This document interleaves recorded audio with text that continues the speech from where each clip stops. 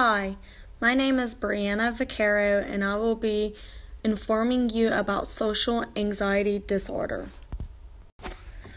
Social anxiety disorder, or SAD, is a weakening and long-lasting illness considered by a marked and persistent fear of one or more social or performance situations involving exposure to unfamiliar people or possible scrutiny by others.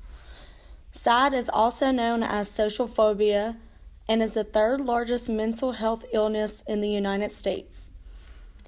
SAD affects a substantial quality of the overall population with an error primacy of nearly 8 to 13%.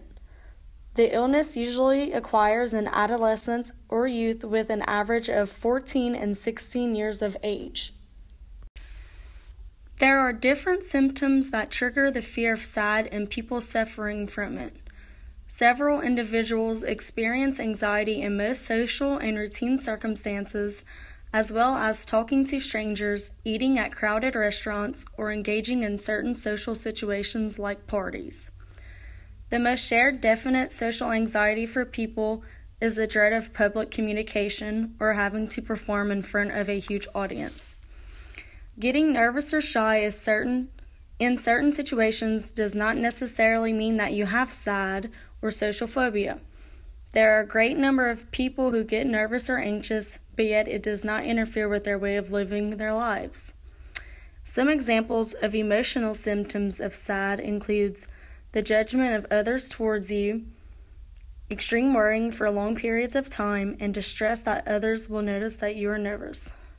Some physical symptoms include trembling or shaking, redness in face, and feeling dizzy or faint.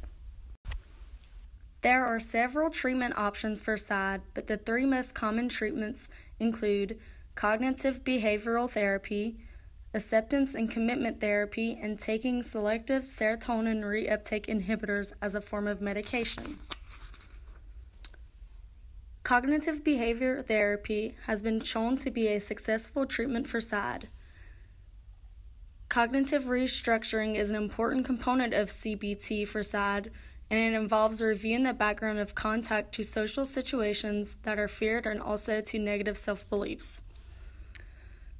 Acceptance and commitment therapy, ACT, can be accommodated for a mixture of disorders and stress-exposed based approaches and actions.